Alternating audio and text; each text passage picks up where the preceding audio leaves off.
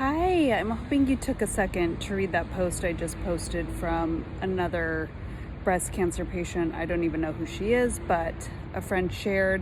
It really provoked me to record this video sitting on a bench where I was sitting with Sumo taking a selfie before everything started for me in my journey of getting treated.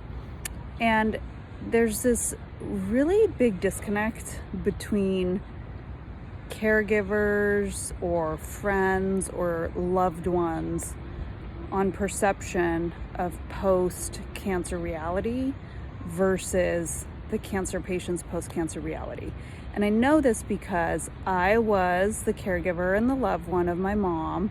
I think it was like 5 or 6 years ago. And my perception of what she went through in the healing after is a lot of what I think people that haven't gone through this have that same kind of feeling. And now, having gone through this on the other side as a patient, we're really disconnected with reality. So I guess I'm recording this to educate you and to understand that you shouldn't understand and you're not expected to understand, but maybe just something from my viewpoint versus yours.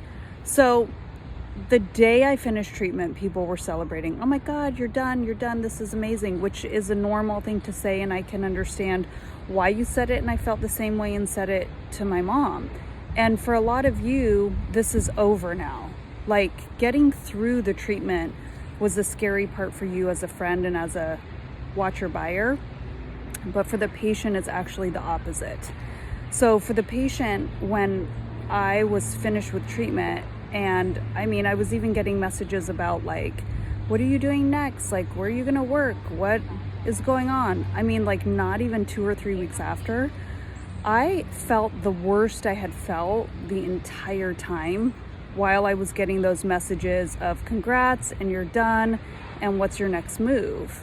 And I don't expect you to get it, but I felt the shittiest at that time. And so while for you and the perception, it's that things are over, for the cancer patient, a whole second set of recovery and treatment happens at the end.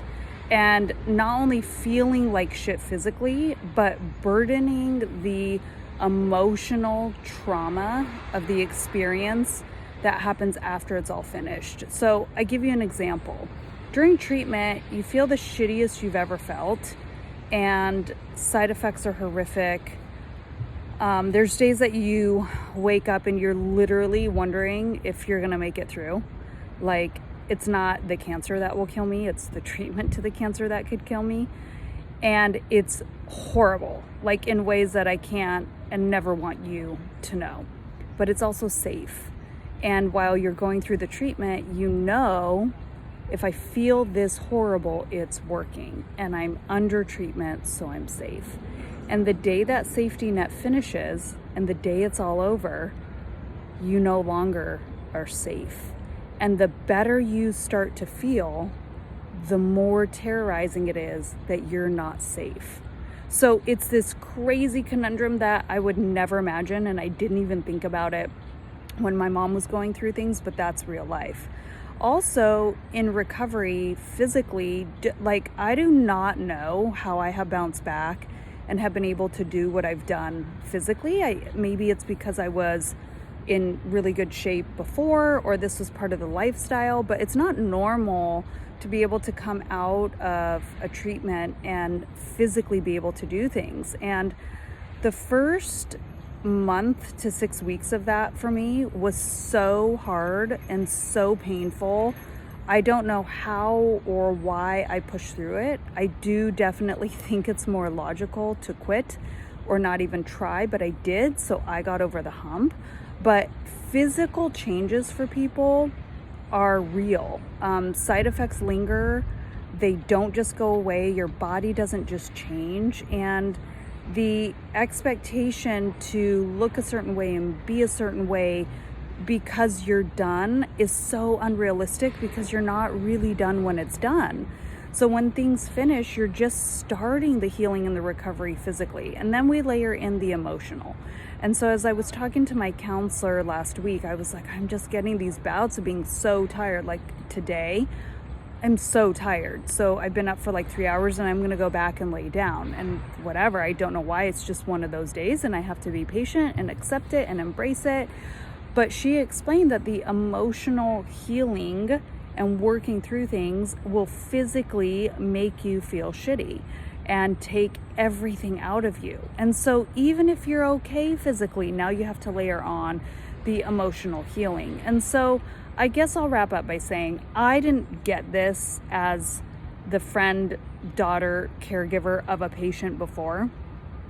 I had no fear of anything bad happening. I had no fear of things not working out. I had no understanding of why my mom was still tired when everything was over. And now, having been through it, I just think it's important to talk about so you can understand and not push the healing and not push to not deal with the emotional stuff. Like, the pressures of society to just go is what fucking got us here. So we have to stop with that, and we have to ask questions and seek to understand, and then be able to provide the proper support that your friend or your loved one may need. And again, we're not expecting you to get it. I've had conversations with my friends that have been through this. Like, you're not supposed to get it, but I'm here to maybe give you some insight so you can better support and better help, and not send those messages of pressure to your friend because you think it's over, because a lot of it just started over.